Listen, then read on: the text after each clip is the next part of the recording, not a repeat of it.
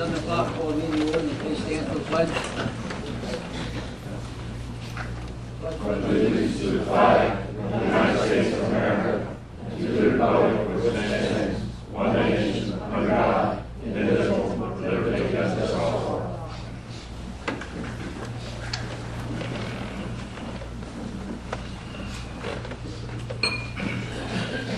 Okay, first of all, we're getting to business.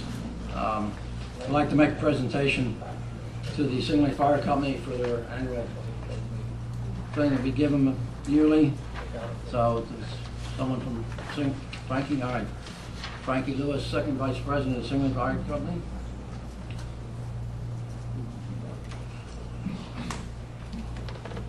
Yeah, Commissioner, I'd like to present you with your annual dues there for us for $140,891.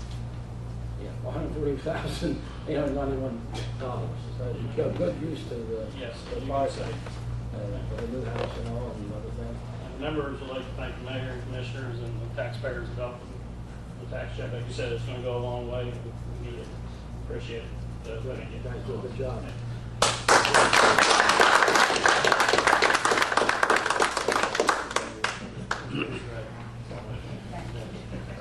I think it's like 2 or 3 fire trucks for that. I don't think half of it. Okay, can you get the approval of minutes of June 6th? I make a motion that we accept the minutes from the June 6th meeting. Second? Any discussion? All those in favor? Aye. Motion carried.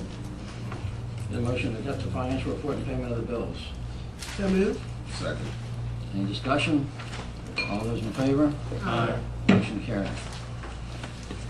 Any budget amendments? Steve?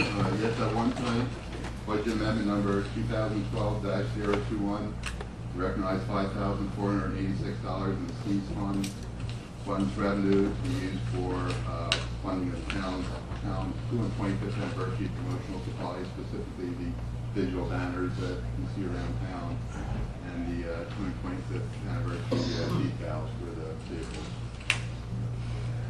Okay, do I have a motion to accept the budget amendment? I'll make a motion to accept budget amendment 2012-021. Okay, any discussion? All those in favor? Aye. Motion carried.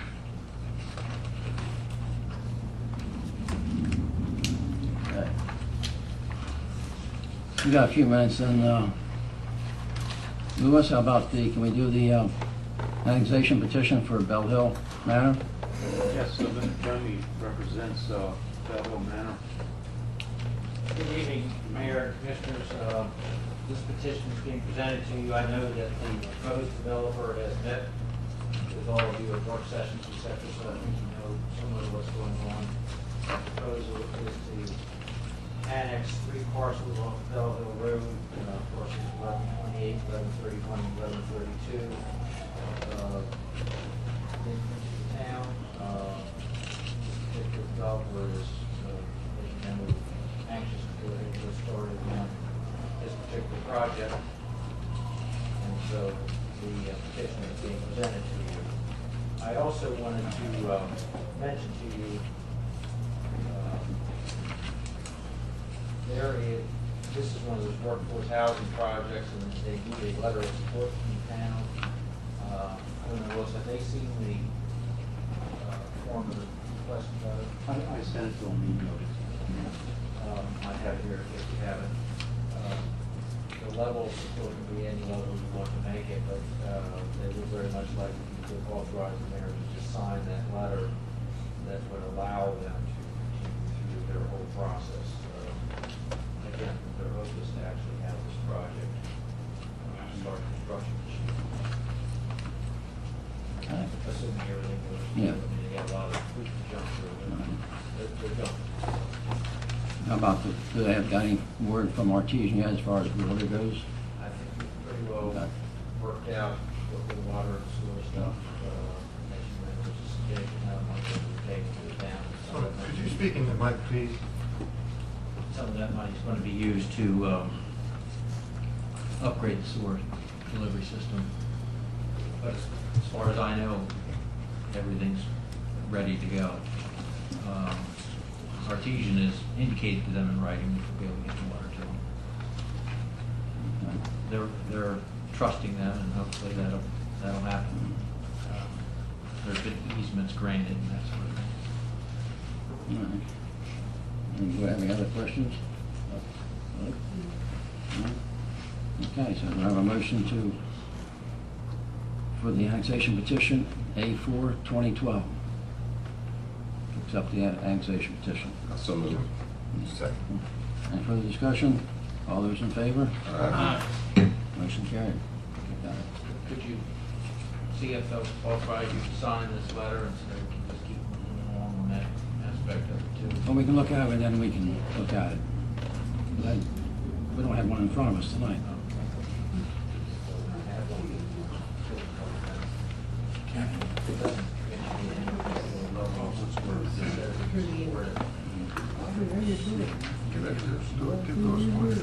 Frank, would you mind reading it? Instead of just, Lewis, yes, read it. to the record, yeah. A letter addressed to Stephen J. Moore, Vice President of Stabrook Companies, 441 Defense Highway, Suite C, Annapolis, Maryland, regarding the Belleville Manor project on Bell Hill Road. Dear Steve, this is you writing to him. I'm writing to express my support for Bell Hill Manor, the proposed affordable rental housing community the Stabrook Companies plan to develop in Elkton, Cecil County, Maryland. It is my understanding that you are proceeding with the annexation process for this development. You had presented the development before the town commissioners on March 14, 2012 at our workshop meeting, and all four commissioners, including myself, acknowledged their support for the development during the meeting. I would like to confirm that the town of Elkton supports the local contribution made to the development in the form of a partial waiver of building permit fees. I understand that a formal resolution will be done in the future to acknowledge this and other state funding sources for the project. The town is deeply committed to expanding the supply of workforce and affordable housing for our residents. We look forward to working with you as you move through the project. Sincerely, Joseph Elkton, Mayor. I thought you was asking for a letter of support. You had already come with a pre-written letter then. This letter was sent by Stabrook. That letter was sent previously up to the town's offices as to kind of the format of what they're doing. It doesn't have to exactly say that, but that's generally what they're looking for, you know. Well, So what am I assuming, that this is the letter that's gonna go because it just came before us? And I know you're saying this is the generality of the letter. Is this the letter that's gonna be approved? That's up to you all in terms of how you want to word it. that's where I interpreted this. It says Joe Alfasano. Would rather him write the letter stating from That's fine. us instead of his words. The only part of it that absolutely necessarily needs to be in it is the second paragraph, something to the effect that We support it. provide some assistance. It doesn't have to, again, be specific at this point in time, and eventually you'll have a formal resolution process where you can decide what that level of support would be. But they just need the general letter at this point.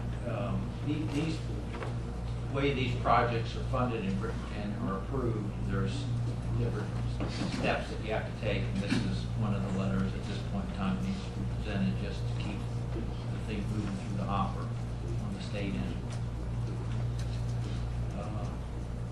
I had asked him to send you a draft of kind of what they had received from other jurisdictions, so you at least kind of knew what it looked like. Lewis did send an email out on that, I was just checking, on June 18th. Commissioner, we did the same thing for the project over on High Street. Right. It's a requirement of Maryland Housing Development Corporation that they, in order to obtain the funding, they have to have some kind of local support. I understand that, but I think a letter that's being addressed, I think we're certainly capable of writing that letter without the urging of what's already here. You asked me what I had, and that's why I brought it Okay. up. That's the format that had been sent up. Certainly, how you want to word it. Right. It's fine, as long as you indicate it. Well, Lewis can draft one up then for us if you want. All I was looking for is the board to authorize those draft one up and there and sign it. Mhm. And then we don't lose another 2 weeks or wait to go forward. The reason I didn't draft the letter, and I've drafted many thousands of letters over time, is that this actually includes the requirement that request the town waive building permit fees. I'm not authorized to put that, to say that, but only the board can do that. And I know, as Mr. Tony pointed out, the board has not quantified what those fees will be. And I don't believe, according to Mr. Moore's, Steve Moore's letter, that we need to quantify it at this point. But there still has to be some concession on the part of the board to waive those fees. Before your signature goes on that letter, you should make that decision that you will waive some or some part of those fees. Part. And again, And I'll make it clear in the letter that we're not quantifying that waiver at this point in time. nor are you approving the development at this point in time. It still may not get approved. But they just need that to keep the, moving through the process of obtaining the funding, because again, their desire is to actually have this project started this year. There was a similar project in Northeast Orange Track Road that's completed, and another one is going to be put in. They had to do a letter of support in some way for the state. And that's what's the board's feeling. Like Louis said, we have to discuss the fees that are coming before us. We have no clue what's being presented to us other than giving a letter of intent to move a project through. I myself don't have a problem giving a letter of intent, but like I said, this includes a lot of stuff in here that Steve wrote to Steve for you to sign. I understand the logistic behind all this stuff is you writing a letter to support, but yet he wrote a letter the way he wants to write it for the mayor to sign, and we're all going to agree on it. I'm not all for I that. believe this is just a sample letter. It's done with a lot of things when you're doing business, but it's just a sample letter that they might have received in the past from another municipality or person that is supporting the project. We do not have to go with this letter. And, they're not saying what fees. It's a partial portion. That partial could be $1,000 at this point, because we don't know what they are right now, and I think Louis was explaining that earlier in his email. Right. All I'm looking for is for you all to authorize the mayor and the town administrator to send a letter of support that you will provide some level of support, and then you can word it however you wish to do so. Right. Yeah, we've done that in the past. Right. Yes, you have. Yeah, but, yeah, we're not necessarily agreeing to the form, Yeah, the wording of that. That was just to give you something Sure. what we're talking about, but it certainly doesn't have to be worded in that fashion. All right, then, do I have a motion to accept this letter and permission to sign it? No, you No, don't. that's not. You guys want to do that? You don't? No. We're going to give him the support, but the letter is going to be rewritten to Okay, to our own language. I will draft a letter tomorrow Right. morning and send it to the board that I know that the board would accept. Right. Trust me. That's what we're looking for. All right, okay. Kind of keep that. Right. We understand you're going to do it. Exactly. Exactly. All right, very good. Thank you. Thank you. You want to stay up there, I think it's a public hearing now. Oh, yeah. Okay. All right. I have a public hearing for annexation of A2 2012 Tembry Bridge. Yes, as you know, we've been before you previously with regard to this proposed annexation. Gotta find my glasses maybe. Tonight would be the public hearing.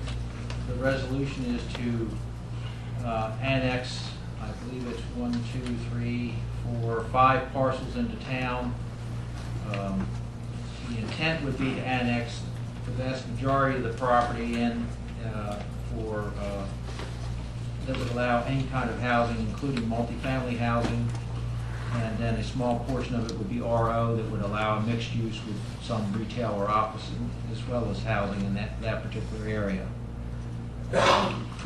As you know, a portion of this property is zoned industrial in the county, the rest of it's zoned multifamily residential. It is in the comprehensive plan of the town to eventually expand into this area, is also in the comprehensive plan of the county to be a development, part of their development corridor where development will occur for fairly intense housing and other uses associated therewith. We went to the county commissioners, as tends to happen in these kinds of annexations, yesterday evening to seek their approval of the fact that some of the property is going to be changed in terms of its permissible uses when it comes into the town, because it would now be all residential or residential office, and there would be no industrial. The county commissioners heard some testimony. It'd probably be the same testimony you'll hear this evening about some residents concerned about the roadway. I tried to explain to them that that's really, those issues are going to have to be addressed through the development approval process because the developer understands there will need to be improvements to Muddy Lane in order for development to occur in that area. They're going to have to figure out how to get the people in and out of there to meet your satisfaction and the county's satisfaction. The county commissioners chose to not vote on this issue last night, and I believe they have contacted the town and wish to sit down and meet with you and talk to you. In my conversations with commissioners, to the county commissioners, to the best that I can read them, which isn't always easy, I get the sense that at least the majority of them want to get some sort of assurance that the as this development proposal goes through, that any thought about changes to Muddy Lane will be addressed to them as well as the developer, so that they will be able to have significant input into what those changes are. Now, I can tell you that the Director of Public Works of the county brought up whether or not eventually Muddy Lane should be transferred as a town street. I explained to him that that is not the policy that has been followed in the past, as you have, and when I say you, as every one of the municipalities in this county over the last 50 or 60 years have expanded, and the collector roads typically were either state or county roads. Those roads, once you annex, continue to be state or county roads, and then the interior streets within the developments were all town streets. That's not to say you shouldn't discuss that policy down the road, but I don't know that this is the appropriate time or place to do that. But certainly, some sort of discussion about how improvements to Muddy Lane will be addressed. I can understand how they would want to talk to you about that. So that seemed to be their concern, why they wanted to talk to you before they made their final decision.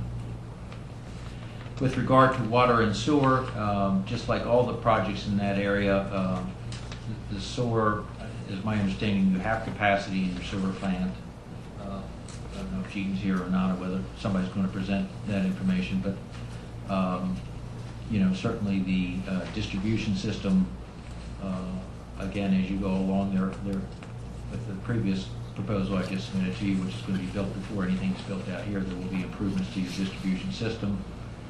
With regard to water, you may recall that the mayor and commissioners had suggested to the owners of these properties that they speak to various water companies and see what water could be made available.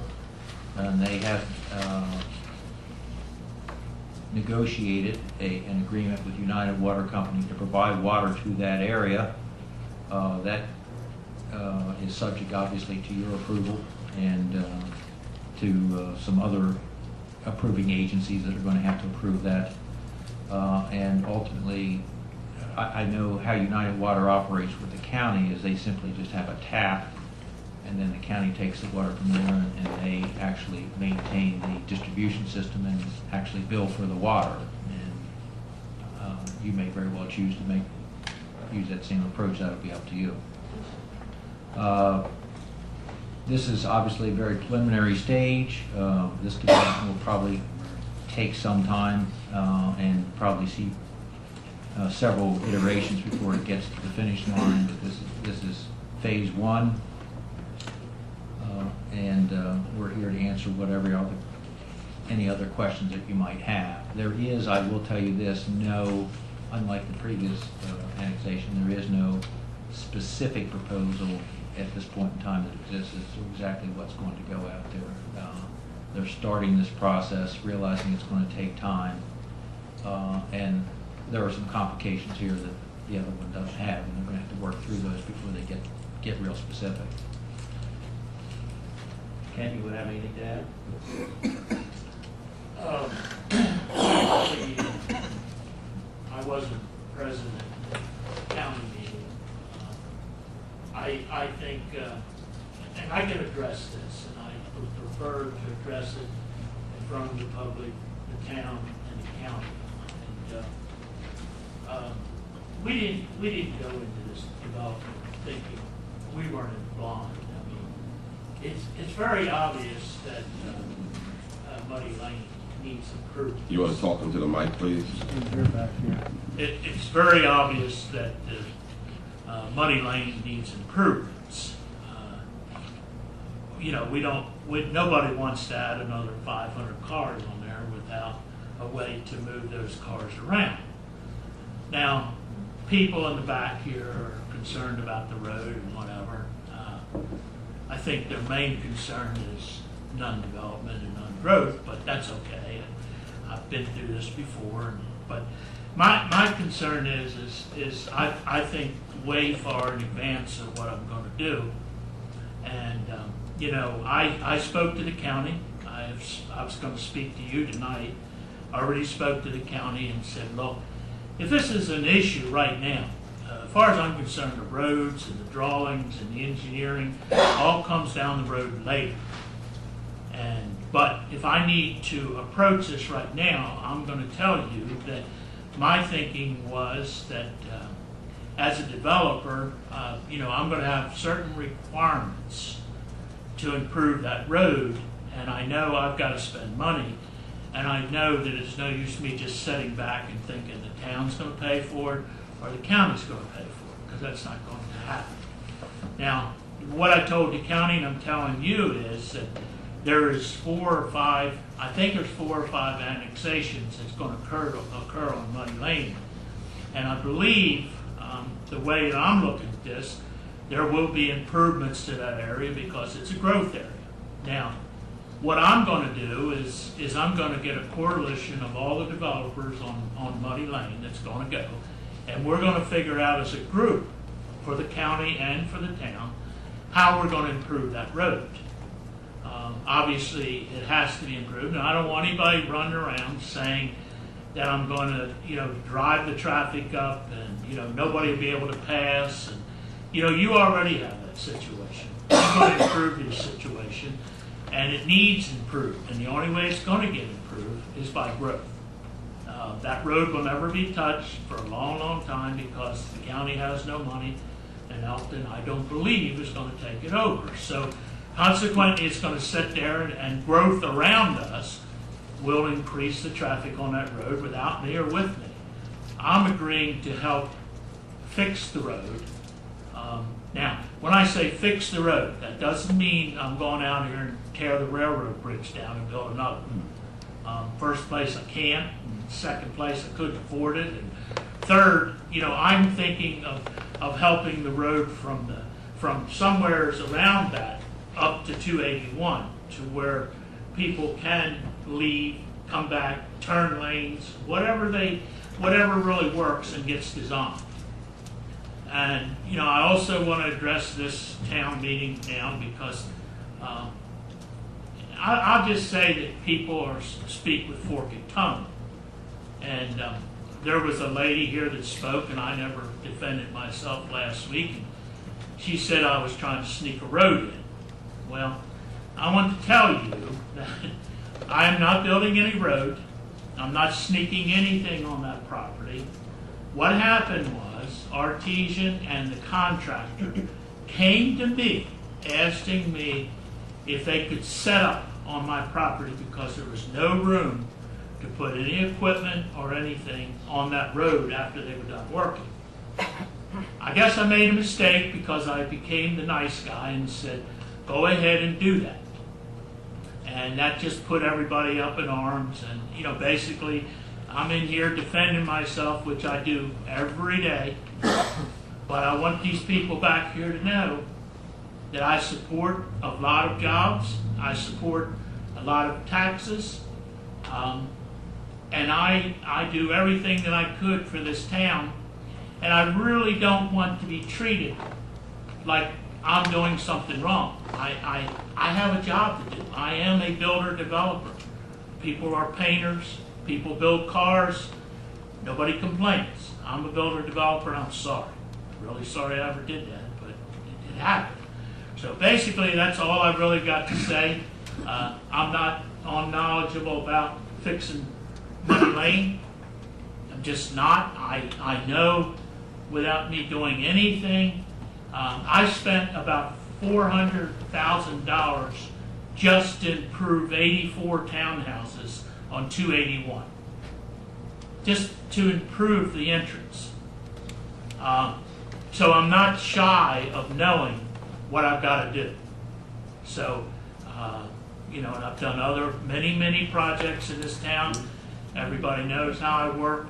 We will get it done, and we will get it done right, with the consideration of the crowd behind me or without it. It's only fair. It's I'm sure that if I was sitting in front of you tonight and I said, I'm going to, like I told the county today, I said, what would happen if I just went out there and developed it into M1? He said, Ken, you'd have one hell of a fight on your hands. Well, these same people would be here, because I'd be running factories 24 hours a day. And I don't intend on them doing that. People deserve housing. And just because you live there, it doesn't mean you own all the property. Okay. All right, this is a public hearing. Those who wish to speak for or against this project may speak at this time. Anyone wishing to speak? Yeah, let them sit there speaking on the mic or Give a don't name. mind. Name to- Right.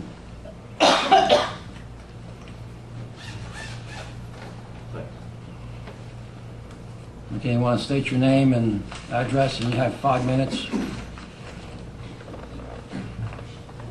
My name is Mark Wayman. I live at 1649 Dixie Line Road. I was here 2002, about 10 years ago about this. They first applied for annexation and rezoning of the property. The same concerns back in 2002 we have today. They haven't changed. In fact, they've gotten worse. Traffic on Muddy Lane, it's worse than it was 10 years ago. Some of the people that were at the county meeting last night are here tonight, but one of the local residents was stating that that underpass itself has 1.5 to 2 accidents a day. One day it had 4 accidents right there at the underpass. Is everybody familiar with Muddy Lane? Oh, yeah. Last meeting of that 10 years ago, nobody really knew where it was. Okay. The railroad underpass, it's a hazard. This egress that they're proposing for this property is real close to this underpass. It just opens up right there at the underpass. That's a hazard in itself. He talks about building the road up and stuff. 10 years ago, we had a lot more people here and owners of Muddy Lane and stuff. One of the owners he was talking about, since he lived on Muddy Lane, eminent domain 3 times. The county came out and eminent domain his property to increase the size of the road. If they go to increase the size of Muddy Lane again, they're talking eminent domain. They're going to be taking people's properties. It's not just county land, it's people's properties, decreasing their front yard. You want to repeat that again so I can hear that about the eminent domain? Eminent domain. I know what it is, but what were you saying? Okay. 2002, 10 years ago, one of the residents, he was saying that since he lived on Muddy Lane, the county had came out and performed the eminent domain on his property to increase the size of the road. He was against the annexation, increasing the mass development there. R3, the town calls it something else. But anyway, the mass development on that section of the property. He said he was against because the county had already taken so much of his property 3 times, and if they increase the size of the road again, it'd be eminent domain taking his property for the best, Right. and for the masses.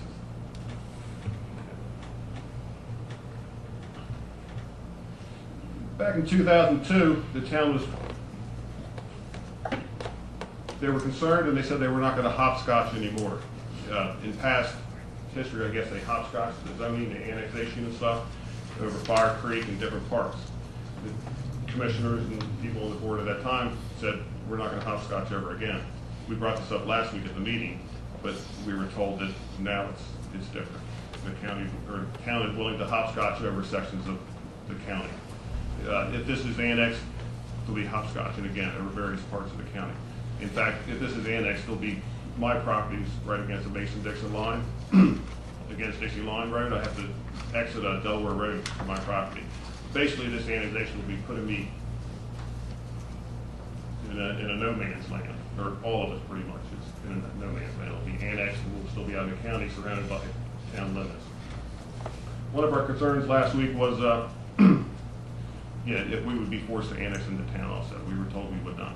I was hoping that commissioners would acknowledge that also and be in the minutes that we would not be forced to annex into town limits. Rezoning, back in 2009, just 2 years ago, the county had open zoning. Developer had a chance to rezone his property from M1 to R3. He wanted mass density development. He chose not to do so. He was meeting with the town at the time to annex and go through the back door, so to say, have it rezoned. We're not against development. I mean, our houses are nice. You go right into Delaware, it's low density housing. They have, $300,000, $500,000 homes right there on Dixie Line Road. We're not against development. What we are against is this mass development, the low income housing, the Section 8 housing, the multi-family apartments and all that stuff back in this little neck of woods. That's what we're against. We're not, I can understand a guy buying property and wants to develop it. I have nothing against Elmer Justice or Ken Simmons here. I mean, that's what they want to do. But what we are against is mass development. Recent events, we had a meeting last week we just found out about, the week before the meeting. Some things that happened, this driveway that Mr. Simmons says isn't being built. There was no permits for this road, driveway, whatever it was. Cecil County put a stop work permit on it. They were unaware of the construction, they put a cease and desist order on it. MDE, Maryland Department of Environment, is also involved with this investigation. Why there was all this construction going on without proper permits and not following proper erosion procedures. DelDOT, this is access to a Delaware road. You have to get permission. Even when I built my house, even though I went through Cecil County to build my house, I had to get permission from Delaware because I was accessing the Delaware road. Proper access was not applied, or permits were applied. I talked to Artesian at the meetings. They keep on saying Artesian is doing the work. I talked to Artesian today, Mr. Forrester at Artesian. He was adamant. He said Artesian is not involved with this. He said the developer and the contractor digging the lines made some kind of agreement to put this on. We were being told that this was put here as a laydown yard. The problem is, all this work was going on for a month. There's no more pipe to be laid, nothing else to be laid down there. But construction was still going until it ceased to desist. It doesn't pass the smell test, so to say. Okay. Posting notification. We were here last week and it came up in 2002. How are citizens or residents supposed to know about these meetings? You're changing zoning right next to our property. You're changing the value of our homes. How are we supposed to know about this? More or less, we were told we didn't have to be notified. It was put in the paper, and we personally did not have to be notified about the meeting here last week. So I started doing some research.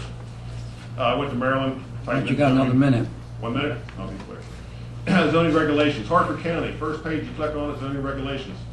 Third paragraph down says your property will be posted. It will be posted, it will be put in the paper, and a certified letter will be sent to all abutting properties. Went to the county. Pretty much the same thing. Certified letters will be sent to abutting properties. I went to Elkton's Article 19 Amendments section. Down here, County Commissioners Action Amendment. Section 5, paragraph 3 and 4. It talks about posting. There was no posting on this property. People were not notified by certified mail. At what time does this happen? I mean, at what time are we going to be notified by certified mail that zonings are going to be changed? I mean, from what I understand, if I'm reading this correctly, and I'm not a lawyer, but it looks like we should have been notified by certified mail. The property should have been posted before folks were even coming up in discussion. The town does not change the zoning. County has to change the zoning. It's not in the town. Right, and you're correct, but these are town. They don't apply to that property at this point. the zoning regulations of the town only apply to with property within the town of Elkton. Correct, but Outside of town. but it's talked before approving or disapproving or applications for amendment. Right. The town is recommending annexation, and in the same process, they're recommending rezoning to the We county follow the commissioner. state law with respect to the annexation of the property, which requires, in this case, because it's over 25 acres, 4 notices published in consecutive order in Cecil County paper is way. That's the law that we follow, it's a state law. Okay. So, All right. Time's up. all right, 1 second more. It'll come later. So, just clarification, because I'm not really clear on this, and I will speak clarify. Is at no point in the town's amendments, when they're talking about zoning reclassification, annexation, anything else, do they have to follow this posting requirement? What you're referring to is if the property was within the town and they had a public hearing to rezone that land within the town, they would be notified. Budding property would be notified. You're talking about a parcel of land that's not in the town, not subject to the town zoning regulations or subdivision regulations at this point. So we wouldn't post that land. If the county requires it, that's up to the county, it's not our responsibility. So by annexing and rezoning at the same time, they're not, they don't have to follow. Because we don't rezone it, the county rezones it. Once this is in town and it's rezoned by the town, it'll fall under those regulations, But by then it'll be rezoned. by the county, not by the town. But the town is requesting the county to rezone. What I'm telling you is that the process we follow is that the Tempe Ridge Joint Venture proposes the zoning for their development, and we have to submit that to the county and to the Maryland Department of Planning prior to this hearing, 30 days prior actually. They have a right to comment, and the county rules on the matter. In this case, they have ruled. They have not made any decision to change zoning, so the M1 and DR, I think it is the DH, whatever it is, remains that way. It stays there. There's no change to the zoning. Right, yeah, they decided not to vote on that. So there is no change. Okay. There's So only this proposed. meeting today is strictly annexation. Annexation. The annexation of the property. Right. Right. Thank you, sir. Thank you.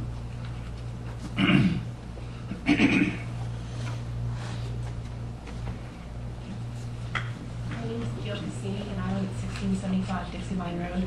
I think Hey, I think I deserve an apology from Mr. Ken Simmons for being called liar, because I'm not a liar. We don't Yeah, do yeah. anything. Gail Cassini. No? Gail Cassini. Oh, Yes, yes, yeah. I live at 1675 Dixie Line Road. He's trying to claim that there's no road being built, and last week the town, I guess it's the planning commission board or whatever it was, they said, oh, there's no road going in there. Well, lo and behold, 200 to 300 feet is not just a simple little access road. When they already had an area of access just above, I believe it was the Hudson's private driveway, an area was cut out for the construction vehicles for Artesian. Then at the same time, they proceeded to make this 200, 300 foot road, which is where the stop work order came in on. They violated two different states' laws by not getting permits for this. And they're trying to conveniently push this under the rug and to make this development or this annexation more palatable, I guess. I don't think it's fair. I mean, he has a slick lawyer my neighbors and I can't afford a slick lawyer to argue our point, and we're hoping that you all have the common sense and realize the full implications of what they're doing. I mean, Section 8 housing is never good, decreases property values. There's water issues, there's environmental issues, and traffic issues, and I don't think it's really getting the full attention it deserves. Okay, thank you.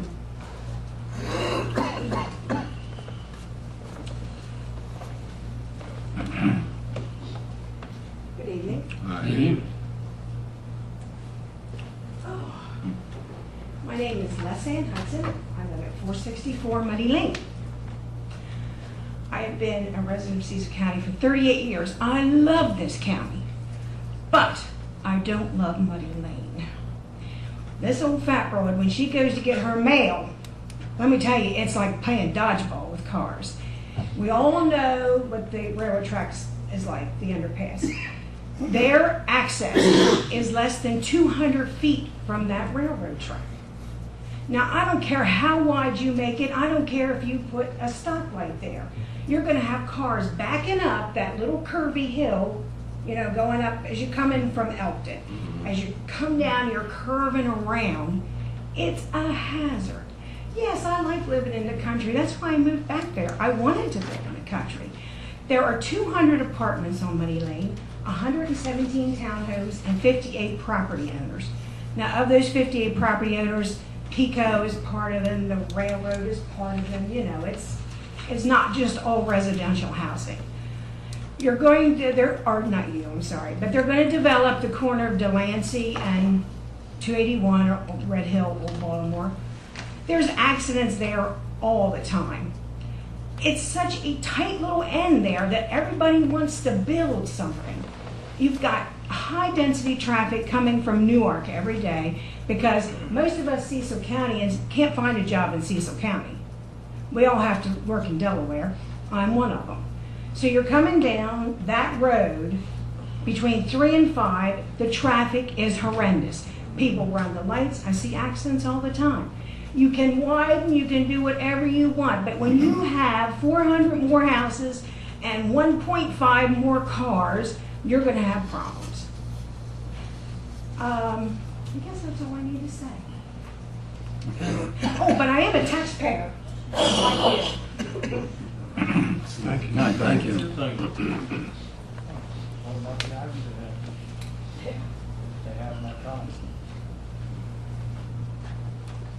Good evening, everybody. Good evening. My name's Kenneth Kirk. Live 472 Muddy Lane. Been there 51 years. I sat in that meeting yesterday and heard a lot of, about that development back there. And I agree with Mr. Wagman. That is it's dangerous. And on top of that, the board asked one of the fellows, part of the State Road Commission, is there any future changes in that road or the bridge, the underpass? He said absolutely not. You cannot change the bridge. You cannot change the road going to it. So they asked another person on that board, says she travels that road a lot. She says it's a dangerous road. And it is a dangerous road. Like the lady said, you can't hardly get your mail without waiting, dodging traffic. And I'll tell you, I've been reading the paper and you see the crime is building in Cecil County, the drugs, the prostitution, and I tell you, we don't need any more of that. We don't need to build a police department up any bigger than it is. And I agree that we don't need this development. It's just going to cause more chaos, more trouble. Thank you for your time. Thank you. Thank you.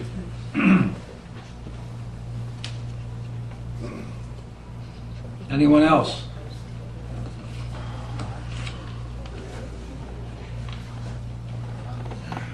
How y'all doing tonight? Okay. My name's William Krantz. I've lived on Dixie Line Road for 25 years. I've listened to these meetings and sometimes I think Ringling Brothers music ought to be playing in the background. The left hand doesn't seem to know what the right hand's doing. I'm not against developers if they do something right. My oldest son is a mechanic. He works on cars. My youngest son is a developer and builds homes. He builds nice homes. In fact, he's booked up into next year even in this bad economy because he does the job right. We don't want another Winding Brook or Hollingsworth Manor or Lakeside behind us. And the traffic problem. Mr. Simmons just said he can't change that bridge. The engineers aren't going to. If you widen that road, fix the bad shoulders, it's still not going to change the volume of trying to get under that underpass. It's not going to change, he just admitted it. The county doesn't have the money, he's not going to put in the money, it's not going to get changed. I'm in the collision business. As I stated at the last meeting, this would be good for my business, all the cars wrecking, but it's going to be blood money. There's enough blood money changed hands in this county for the greed of the developers and the hidden agendas. The drug problem in this county, as you all know, is horrendous. You can't stop it. It's gotten worse and worse. We don't want this behind us. Every time we turn around, there's another methadone clinic being built. Hollingsworth Man is a stone's throw from the police station. They can't keep it under control. 13-year-old girls are out there prostituting themselves with drugs. Let's clean up the mess we've got instead of building more. The road coming out on Dixie Line Road, John Yednick from the county put a stop order in it. He looked at it. I'm sure he's talked to y'all. If not, you can talk to him. You do not dump 100 triaxles of dirt. Still dirt's not free. It's not cheap. You don't dump 100 truckloads of dirt for landing for equipment that's not used for the equipment. This road was trying to get snuck in. Dixie Line Road, Delaware would never give an okay for an entrance to a development there. My thought is it was going to be put in and said, oh, it was always there. It's not. We got a 15-foot right of way for maybe a single dwelling to come out on Dixie Line Road, not this. You don't do that accidentally. Artesian didn't know anything about it. So if these underhanded things are taking place now, what do you think is going to happen down the road when this starts going full blast? Just give it a lot of thought. Thank you all for your time. Thank you.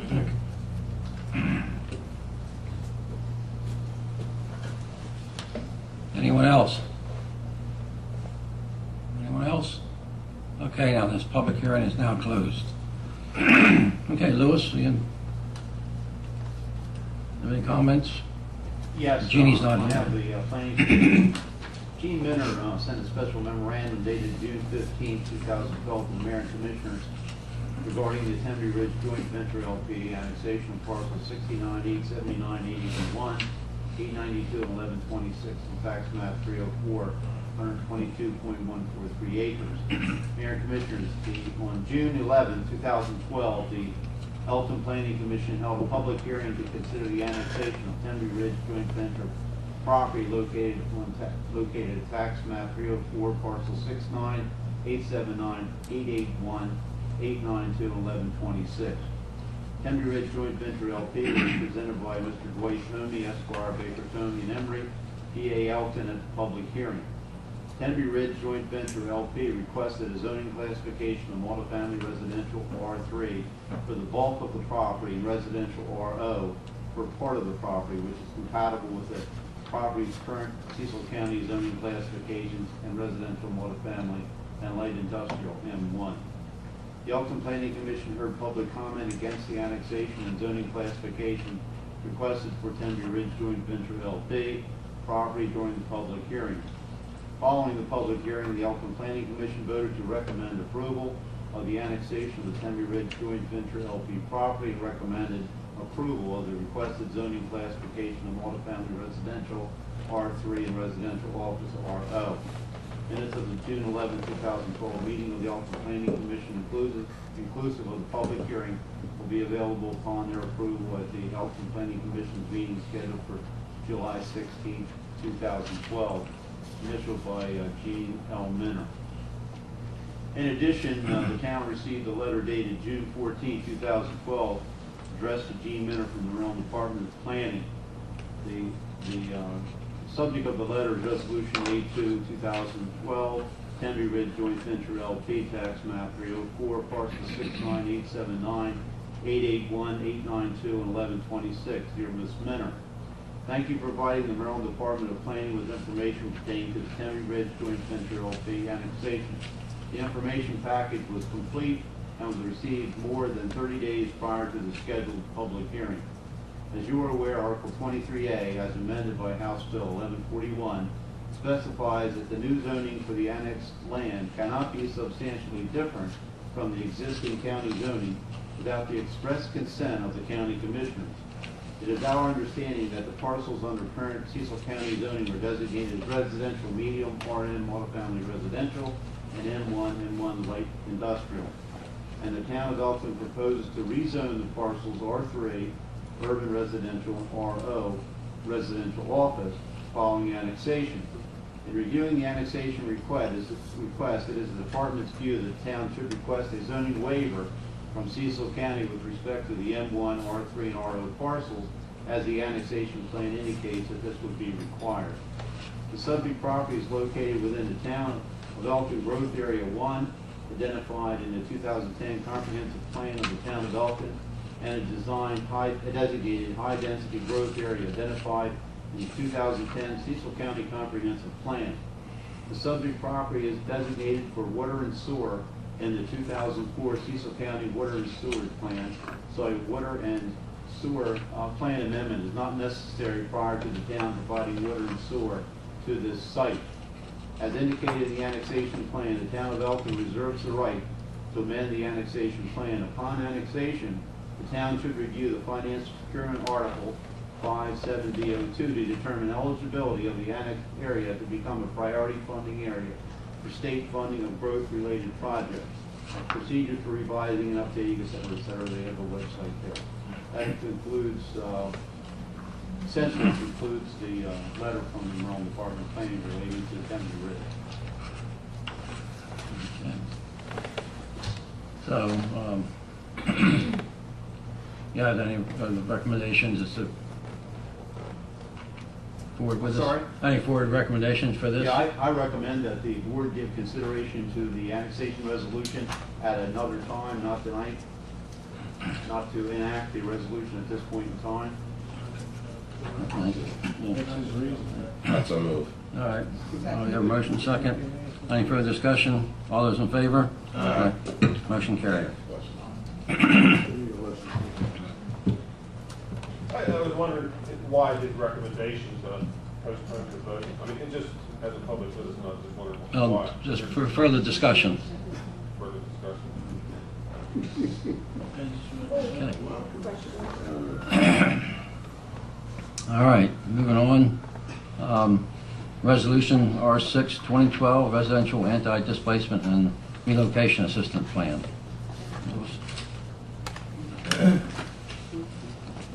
Resolution R6 2012 essentially adopts two plans that are required by federal law in order for the town to receive funds from the Small Cities Community Development Block Grant, commonly known as CDBG program. The Residential Anti-Displacement Relocation Assistance Plan outlines assistance provided to people and businesses that are displaced as a direct result of federal assisted town projects. As note, the town does not have, has not for several years had such a project, but they have had projects similar that caused displacement in the past. We're required by law, if we accept federal funds from CDBG program, to have these plans in place regardless whether we use them currently or not. The Citizen Participation Plan provides for an information dissemination process and allows for citizen input into federally assisted projects under the CDBG program. The town must adhere to these plans as well as other federal regulations when embarking on CDBG projects affecting housing and business locations. I recommend that the board adopts Resolution R6 2012 and authorize the mayor to sign the attached plans for both the Residential Anti-Displacement Relocation Assistance Plan and the Citizen Participation Plan.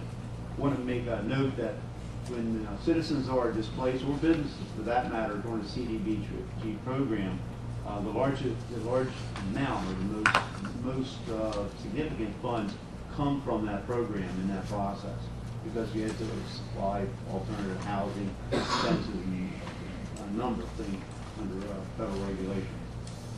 All right. I'd like to make a motion that we accept resolution R6-2012. Second motion. Any further discussion? All those in favor? Aye. Motion carried.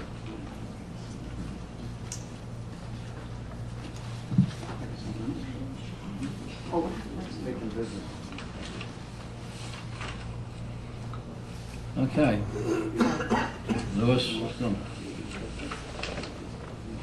Okay, my next order of business is a nationwide money purchase plan.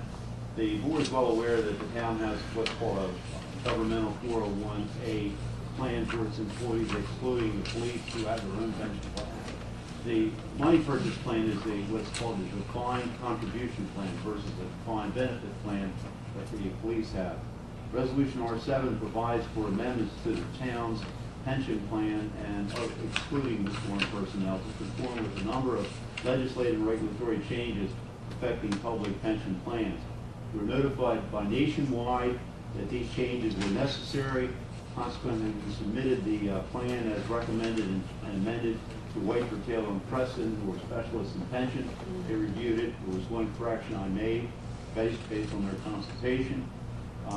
This resolution authorized the mayor and commissioners, the mayor in particular, to amend the Nationwide Governmental 401A plan and to sign the attached plan, and we'll send it back to Nationwide. Okay. Do a motion to accept Resolution R7, Nationwide Money Purchase Plan. I'll make a motion to accept resolution R7. Second. Any other further discussion? All those in favor? Aye. Motion carried. Okay, Louis. Ordinance 4, 2010, vacant building registration. Ordinance 4, 2012 provides a legislative tool for the town to compel owners of vacant buildings to register those buildings, maintain those buildings, or face sanctions for noncompliance. As set forth in the ordinance's preamble, the mayor and commissioners have determined that there are many vacant buildings that have fallen into deteriorated condition and disrepair. That these vacant buildings are an attractive nuisance, that they present a fire risk, that they provide a staging ground for crime, that they adversely affect both the value and the environment of surrounding property, and that they negatively reflect on the Elkton community. Enforcing the registration of vacant buildings in compliance with the International Building Maintenance Code are expected to help eliminate blighted property within the town, enhance the value and environment of adjacent property, and to reverse the decline of established commercial and housing opportunities within the town. I recommend that the board accept ordinance 4-2012 for introduction. I would like to make a motion that, for introduction purposes, that we accept ordinance 4-2012, vacant buildings. Do I have a second? Second. You second? Yes. Okay, I have a second. Any further discussion? Yeah, there's discussion. Is there a definition or what's a building? Does that include a house or a residence?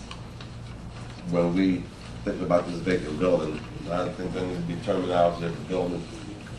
Yes, and I wanted to bring that up also, Commissioner Gibbons. If you look on page 3, well, there's a lot of things in this that I wanted to bring up, but it's actually page 4, number 6, the single-family dwellings. I'm all for taking care of the blighted properties in the area, but I think we're not looking at blight here. We're looking at individual homes. And with this economy the way it is, with a vacant home, it's going to take longer than 60 days to sell a home. And if for some reason they can't get there to cut the grass, we're going to have them register, and we don't have the fees in place yet, which I understand we can do that. The original fees were quite high that were discussed at workshops that I was against. And if you look at every number, 1, 2, 3, 4, in every description here, it all says, such building or premises thereof contains one or more code violations described in the Property Maintenance Code. We go by the International Building Code. It is in our code book. We do not have enough enforcement. I have stated this many, many times. We're putting another layer on, and the wording in this is not just your RMR building or vacant properties, or not, I don't even want to say the word vacant, blighted properties, because that's what we originally discussed. And I'm all for blighted properties, but I'm not for the wording that is in this ordinance, and that's what I have to say.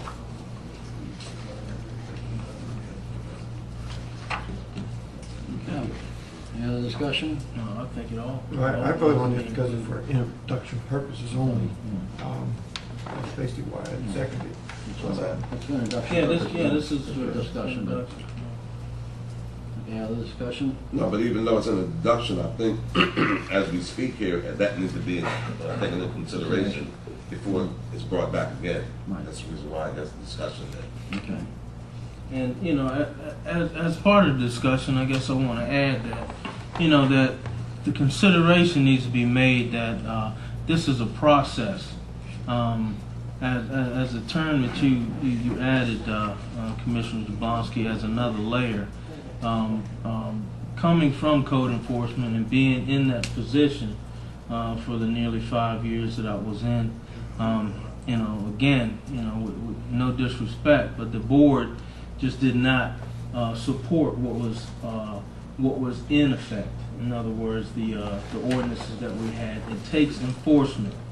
It takes the backing up and the development of our fees and the citations to actually go forward with that. And unfortunately, our blight starts with vacant properties. Well, this board So it's member part of the would process. definitely let staff do their work. And I have never said to someone, don't do your job. I don't think I question the So, fact I that mean, you so didn't I'm let just staff stating do that. work. I have never done Yeah. that. And and that's why they are the hired help, and they know what they do, and I rely on that. I'm just speaking from experience. I worked a position for the 5 years, and coming, when I didn't have to, I came to these board meetings, and I listened to what the residents had to say, and I listened to what the board said, and we need to take action. And again, it's a process. Blight doesn't just pop up.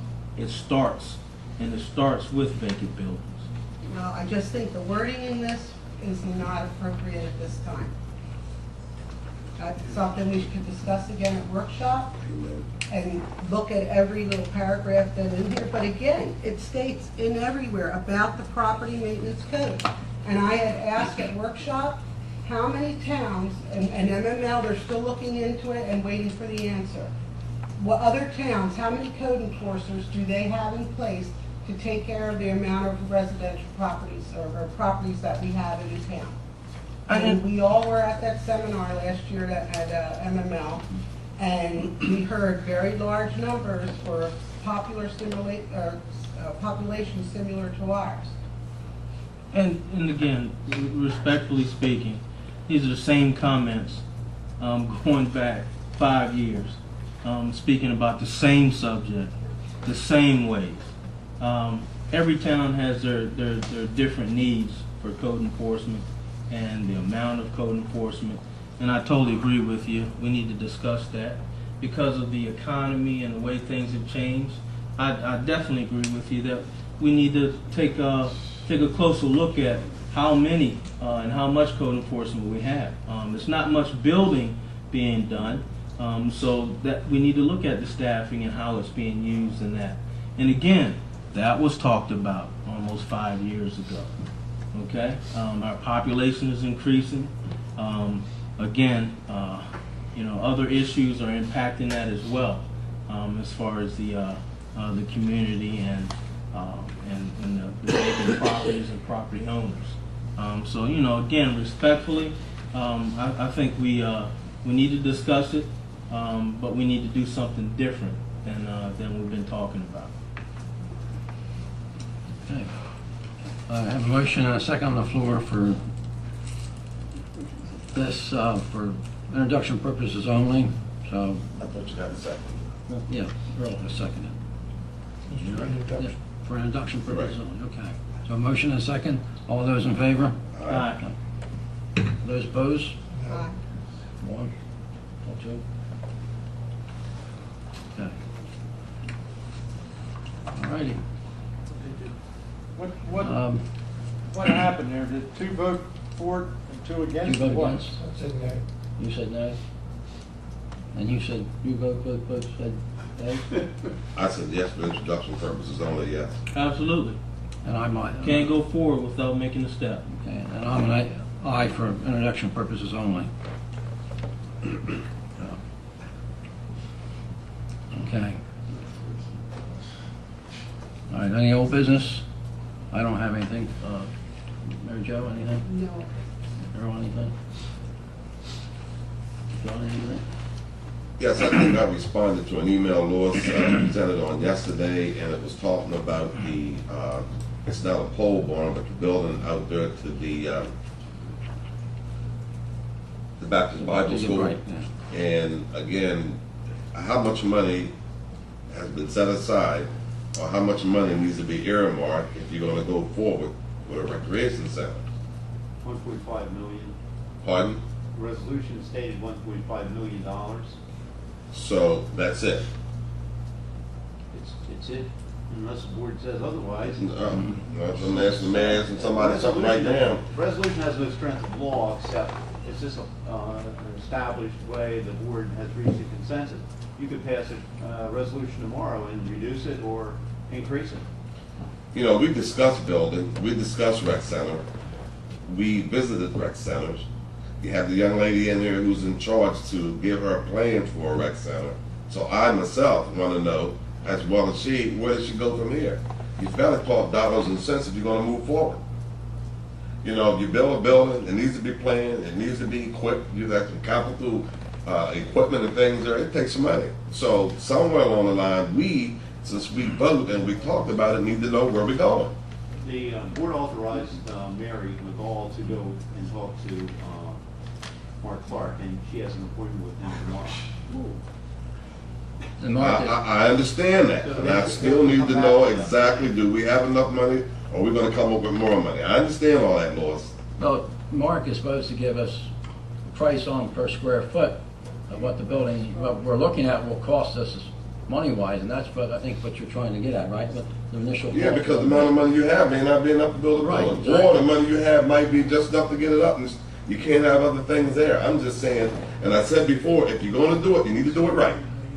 Oh, man, So whatever that entails. I totally agree, because, you know, once you get the building up, you have to talk about the upkeep, maintenance, and everything to go along with it. So, yeah, I totally agree with you. So we just gotta wait till she meets with Mark, then Mark come back and give us a figure, like I said, per square footage of the size building that we're looking at. And that will give us an indication as to what it's gonna cost us from that point. At least then we'll have some kind of an estimate, so that what we're looking at. And we can look at that, when we get that done, then we'll know where to go forward, so. Okay, that's fine. As long as I hear something, know something. All right, that's good. Well, we'll just hear back when she's done, and she'll get back with us, I'm sure. Because certainly it's gonna impact your budget. You're gonna have to have people to staff it, you're gonna have to have heat, you're gonna have to have electric. There's just so many things that's gonna come into play. Right. And it's gonna affect the budget that you create. That's right. I agree with you. Okay, we'll wait and see. Okay. As far as old building, business, rather, I had the opportunity to participate in a career day at the Elkton Middle School before the end of the school year.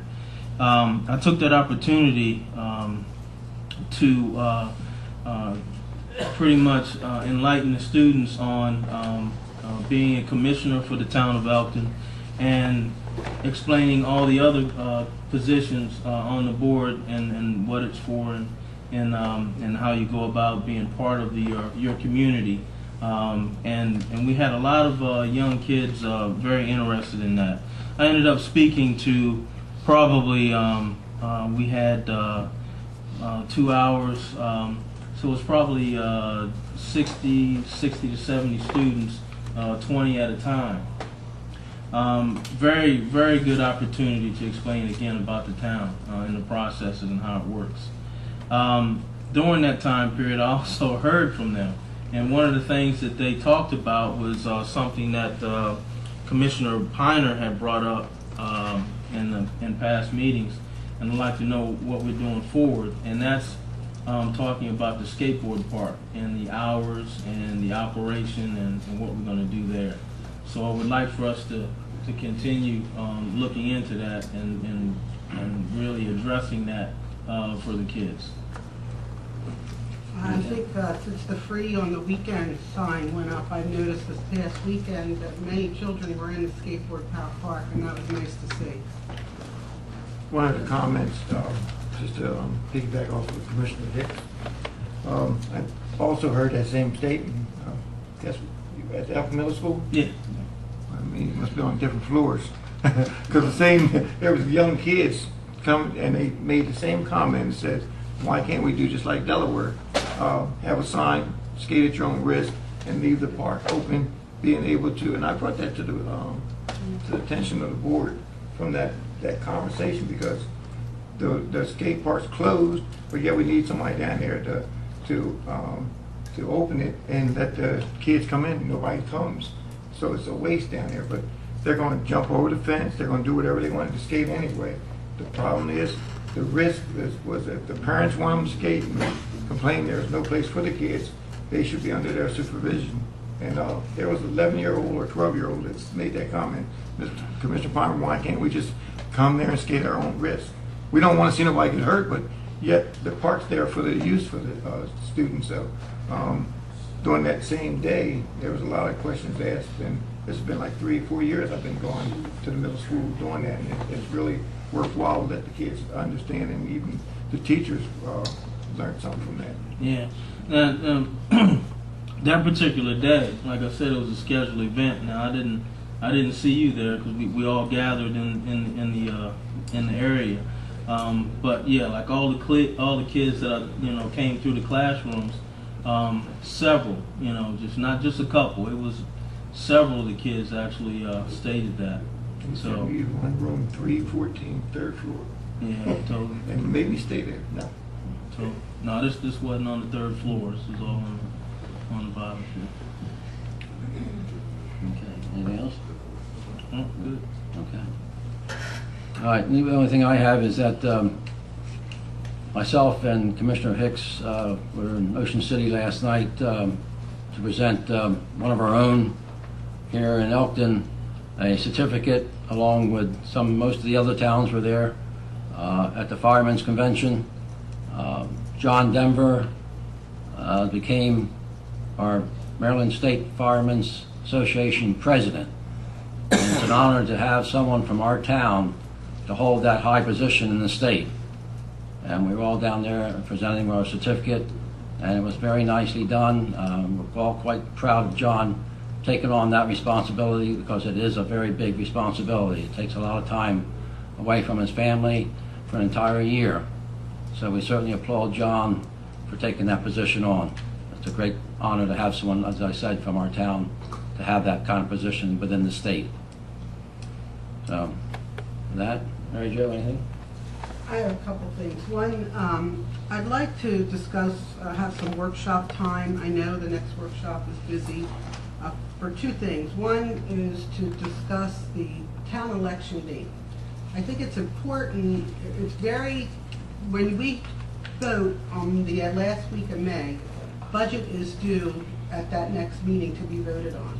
And there could be possibly 3 new people voting on a budget that they have no clue where we've worked several months on, or to get it where it's at. And I think something needs to be looked at where we look at, and I mentioned this before, changing the date of the day we vote so that new people that come in have a chance to look at the budget and educate themselves if they do come in before the vote takes place. You're talking about commissioners? Yeah, well, it could be anybody. It could be 3 new people. And, so I just think it's something we should look at the date, because you do need those 32 days prior to vote on before July 1st. And also, we're talking about the rec center, the money and everything. We really need, as a board, everyone's in office now for the next 2 years, a short-term, long-term plan. Someone mentioned it at our meeting before, but I think it's important because the way we're growing with the rec center, the police department, everything, we need to look at a 5-year, 10-year plan. So I really think we should take some time and do that in the next upcoming months.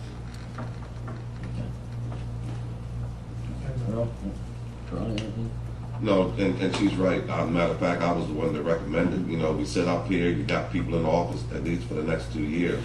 You need to have some direction, at least short range, long term. Also, maybe need to be a workshop on finances, rec center, taxes, what's down the road, shortcomings. I guess you would agree, Mayor. Oh, yeah. Since you have to implement it and get our approval. But certainly, that would be in order. Lois, to schedule one of these days. Yeah, our next one's the July 11th, you want to schedule him? No, I didn't say that. Since you have the agenda, you find it when it's appropriate. The county's coming July 11th. Trash. We took all our calendars. And, I'm sorry. I'm done. One August 8th. We're doing August 8th. August 8th. Oh, we got the big calendars now, okay. Well, again, just to piggyback on what you said, I think we all mentioned that we definitely need to have a plan. And one of the things I was saying is that, I think we need to seriously look at phasing that project, starting off small, getting grants and growing as we can. So I really think that's an important part of building this recreation / community center for us. As far as new business, I would like to in the near future revisit the rental code. I think my understanding, just again, in the past year, almost 2 years, I think this town is approaching 60% rental in the town limits. And I think that warrants more consideration. And I think that we need to seriously address getting a hold of that situation.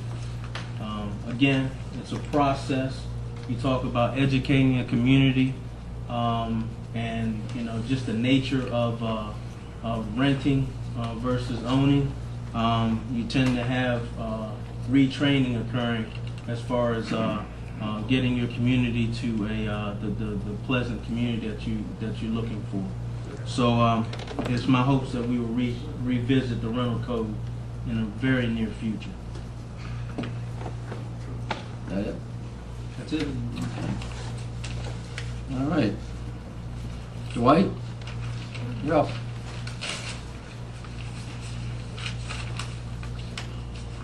Good evening. Good evening, sir. Dwight here from Elkton, Maryland. When I got up this morning at 5 o'clock and went out and picked up the big, boy, I was excited. I saw George's Restaurant on there, a piece of blighted property that's been in this town for so long, RMR. And then I started reading the article, and the article was a little misleading. And I wanted to share, Candy Dazavido Bathon asked me to come and read a letter to you, it's a real short letter, about her concerns. So I'd like to do that now if I could. And the subject is vacant property registration. This is Candy. I apologize for not being able to attend the meeting tonight, this evening. However, I only learned of this ordinance in today's newspaper. I fully support the town after going after blighted properties such as RMR and George's Restaurant. However, it seems the town, to me, has the ordinance they need to address these issues. If grass isn't cut or a unit is in disrepair, the town sends a letter for 10 days, and if it isn't done, then the town can correct that, bill it, mow it, send them a big bill. She goes on to say the thing that concerns her most, and this is what concerns me after I talked to a few people, I had a few phone calls today, the 60-day vacancy ordinance would be very cumbersome for both the community and the town. An ordinance turnover on rental units can easily exceed 60 days. In addition, houses listed for sale where an owner has already moved will sometimes far exceed the 60 days. And then she goes on to say thank you. In closing, here's my comments. I know of 5 houses here in Elkton, very nice houses, very well mowed, very well contained. Matter of fact, I'm buying one of them, that have been vacant for over a year. All 5 of them. None of you know these houses are vacant because they keep them very nice. Because they don't want people to go in there and take all the copper out of them, so they take care of them. What are you going to do? Fine them $1,000 because they can't sell their house? 2 of these homes, the people are deceased. They died. They're very nice homes. I'm talking about $300,000 and $400,000 and $500,000 homes. The economy, they can't sell them. What are you going to do? How are you going to manage that? Do you really want to get into that? These owners of these properties are very concerned about not selling the property because it's their equity. Are you going to establish a list, which would be a matter of record, and publish a list of these vacant homes in Elkton? You get sued. I'd be one of the first to sue you. Really think about what you're saying.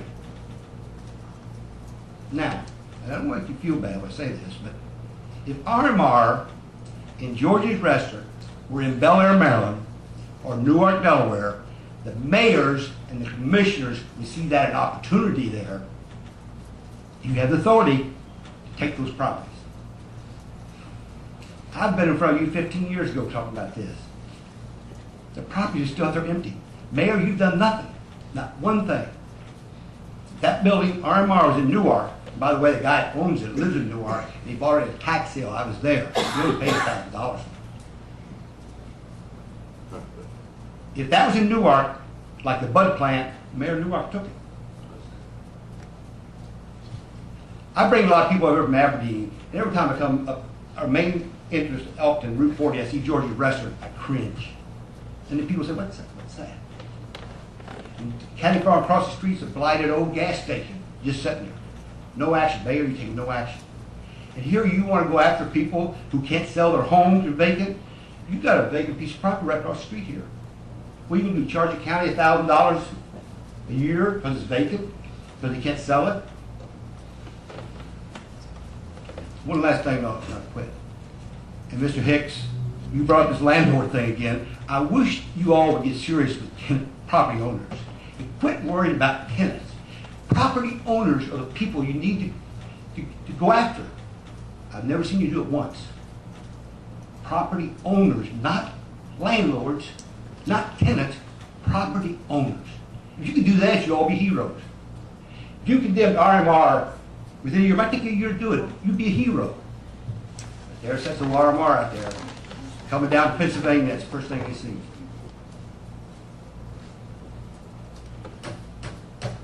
These are tough times. When you sat here, that RMR sat there like 15, 20 years. It's embarrassing. Thank you. Have a good evening. Thank you, sir. Mr. Litzenberg?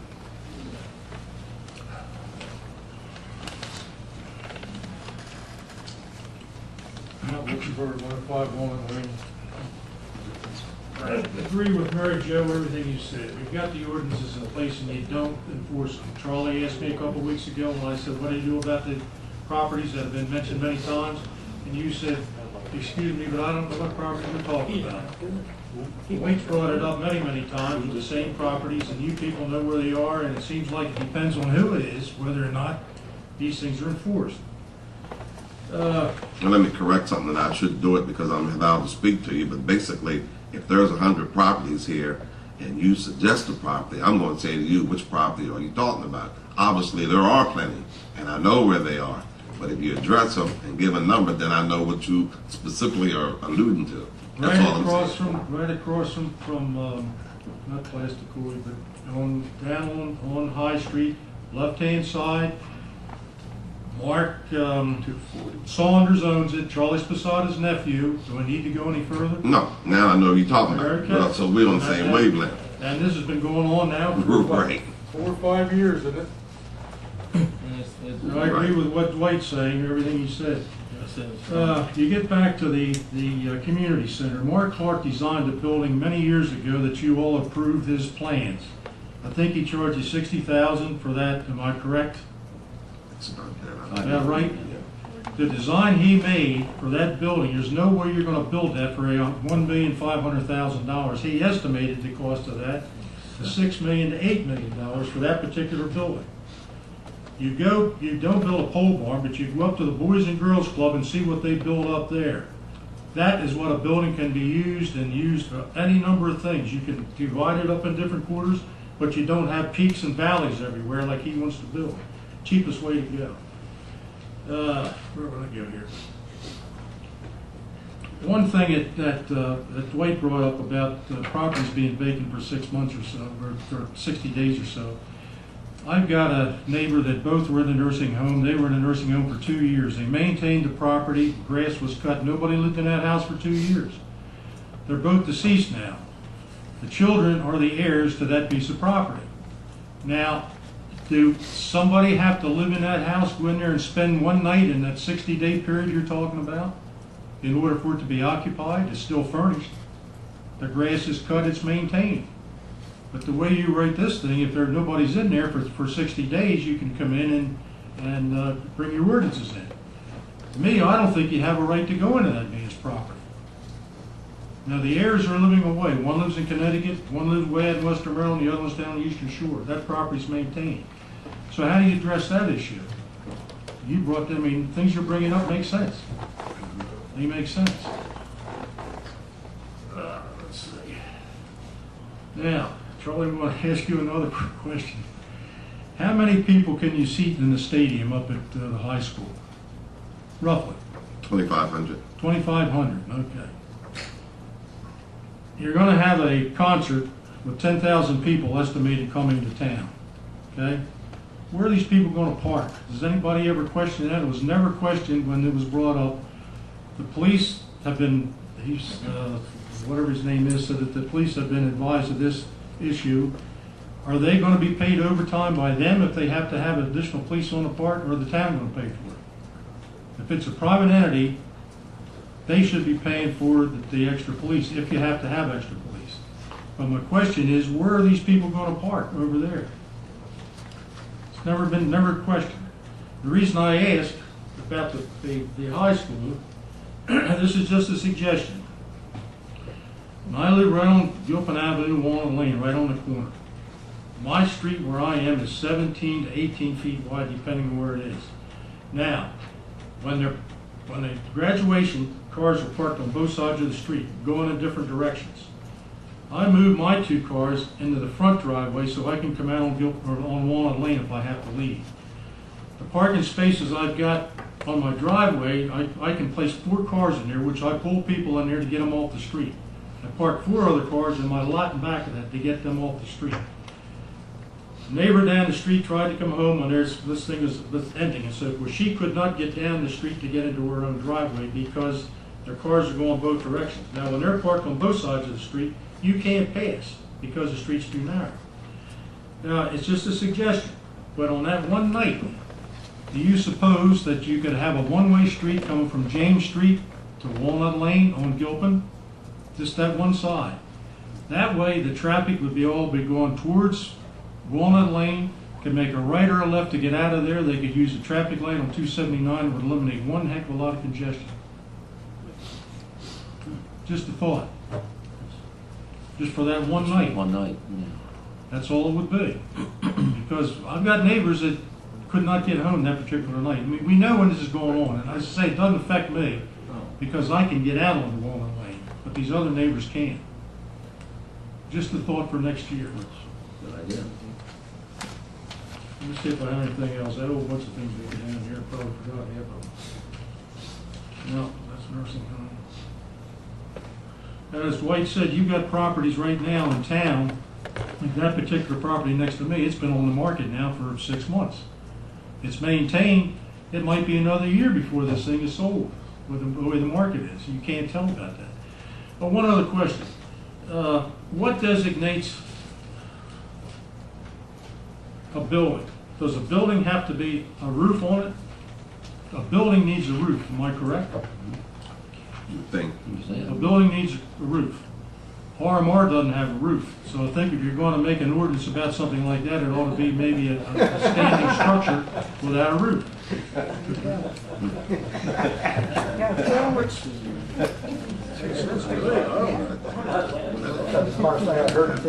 Good job, Bobby. Good job, brother. Good job. Mr. Nicholson? Jim Nicholson? My concerns have been addressed by Mr. Lissenberg and Mr. Hare. Thank you anyway. Thank you. I didn't miss anybody. Okay. All right. Hearing nothing else, I have a motion to adjourn the meeting. And a second? Second. All those in favor? This meeting is adjourned.